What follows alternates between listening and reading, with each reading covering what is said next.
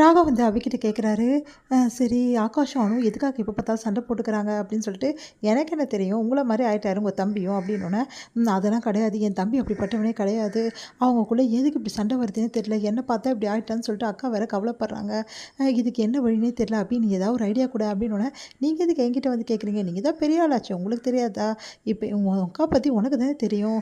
அதனால தான் கேட்குறேன். என் அக்காவுக்கு ரொம்ப சாஃப்ட்டான மனசு. அவ உடனே எல்லாத்தையும் மறந்துடுவா. ஆனா ஒரு விஷயம் வந்து பண்ணணும் ஆகாஷ் சாரு அப்படி சொல்லி சொன்னோன்னே, என்ன விஷயம் பண்ணணும்? குட்டி பாஸு பூவும் அல்வாவும் வாங்கி கொடுத்தா மறந்துட போறா அப்படின்னோன்னே, என்னது பூவும் அல்வாவா? ஆமா. அவங்க 2 பேருக்காக வேணா நீங்க வாங்கிட்டு வாங்க. குடுத்து பார்க்கலாம். அவங்க 2 பேரும் பேசுறதுக்கு இதுதான் வழி. எல்லா புருஷன் பொண்டாட்டியும் பூவும் அல்வாவும் இருந்தா வந்து சரியாயிடுவாங்க. என் அக்காவுக்கும் பூவும் அல்வாவும் ரொம்ப பிடிக்கும் அப்படின்னோன்னே, உண்மையாவா சொல்ற? ஆமா. ஆனா நீ வந்து இத பத்தி யோசிக்கலையே அப்படின்னோன்னே, நான் எங்க உங்க கூட வாழ்றேன். இத பத்தியெல்லாம் யோசிக்கிறதுக்கு. எல்லா புருஷன் பொண்டாட்டிக்கும் சொன்னேன். உங்களுக்கும் எனக்கும் இல்ல அப்படின்னோன்னே, சரி இப்ப என்ன சொல்ற? கண்டிப்பா வாங்கி தரணுமா? ஆமா. நீங்க வாங்கிட்டு வந்தீங்கன்னா, அவங்க 2 பேரும் சந்தோஷமா பேச வைக்கலாம் அப்படின்னோன்னே, சரி நான் வாங்கிட்டு வரேன் அப்படின்னு சொல்லிட்டு போயிடுறாரு. ராகவ் வந்து நைட்ல கிளம்பி போறத பார்த்துட்டு வந்து என்ன பண்றாரு, முரளி வந்து பேசுறாரு நம்ம அபிகிட்ட. என்ன எப்போ பார்த்தாலும் ராகவ் உன்கிட்ட சண்டை போட்டுன்னே இருக்கான் அபி. அவன் எப்பவுமே அப்படிதான் அபி இருக்கான். அவன் வேஸ்ட் அபி அப்படின்னு சொல்றாரு. அதை கேட்டு வந்து செமையா டென்ஷன் ஆயிடுறாங்க அபி. உங்களுக்கு என்ன இப்போ பிரச்சனை அப்படின்னோன்னே, எனக்கு தெரியும் இந்த டைம்ல சண்டை போட்டு உன்கிட்ட போறான்னா அவனை என்ன சொல்றது அப்படின்றாங்க. அதை கேட்டு வந்து அவர் ஒன்றும் சண்டை போட்டுன்னு என்கிட்ட போகல. வேற என்ன அப்படின்றாங்க. வேற எதுக்கு போயிருக்காருன்னா மல்லிப்பூவும் அல்வாவும் வாங்க போயிருக்காரு. மல்லிப்பூ அல்வாவா? ஆமா பின்ன பொண்டாட்டி கேட்டால் புருஷன் போய் தானே அவனை என்னன்னாலும் அதுக்கு தான் எனக்காக மல்லிகைப்பூவும் அல்வாவும் வாங்க போயிருக்காரு அப்படின்னோடனே அதிர்ச்சி அடைகிறாரு. தாங்கவே முடியல வந்து முரளிக்கு. நீ என்ன சொல்கிற? அது எப்படி அப்படின்னோடனே, எப்படியா என்னண்ணா நீங்கள் இப்படி நினைக்கிறீங்க? என்னது அண்ணனா அப்படின்னு யோசிக்கிறாரு. ஆமாங்கண்ணா. என்னண்ணா தங்கச்சியோட வாழ்க்கை ஏதோ கெட்டு போயிடுச்சு பயந்துட்டிங்களா? அவர் எதுவும் என்கிட்ட சண்டை போட நினச்சிங்களா? பொழுதுனைக்கும் நானும் அவரும் சண்டை போட்டுருப்போம். ஆனால் நைட் ஆனால் நாங்கள் 2 பேர் சமாதானம் ஆகிடுவோம். ஏன்னா அவர் மல்லிப்பூவும் அல்வாவோடு வருவார். அப்புறம் என்ன புருஷன் பொண்டாட்டினா அப்படி தானேண்ணா? காலையிலேருந்து சாயந்தரம் வரைக்கும் சண்டை போட்டுப்பாங்க. ஈவினிங் ஆனால் ஒன்று சேர்றது இல்லையா? அந்த மாதிரி தான் நாங்கள் 2 பேரும். இப்போ பாருங்கள் மல்லிப்பூ அல்வா தான் வாங்க போயிருக்காரு.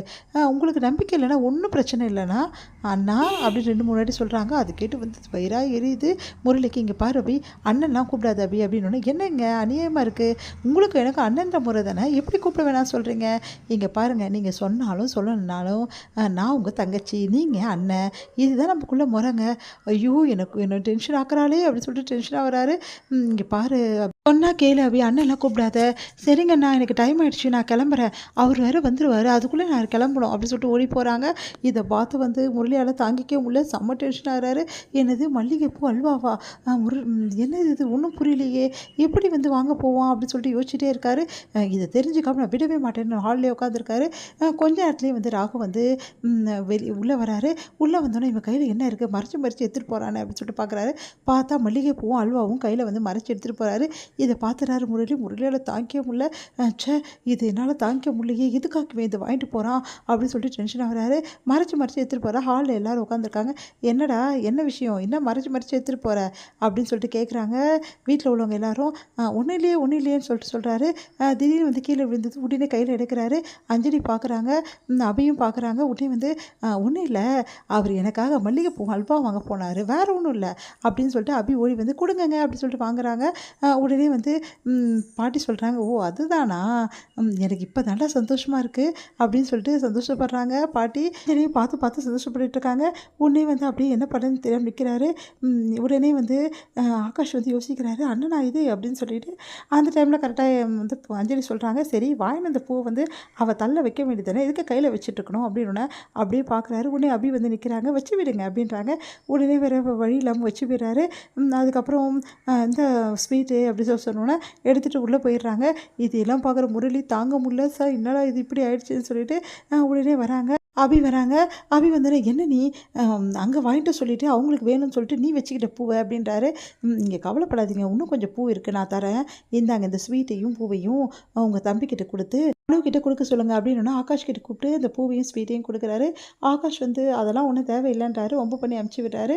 அணு வராங்க. அணு கிட்ட ஆகாஷ் வந்து பூவையும் அல்வாவையும் கொடுக்குறாரு. அதை பார்த்து அணு சந்தோஷப்படுறாங்க. திரும்ப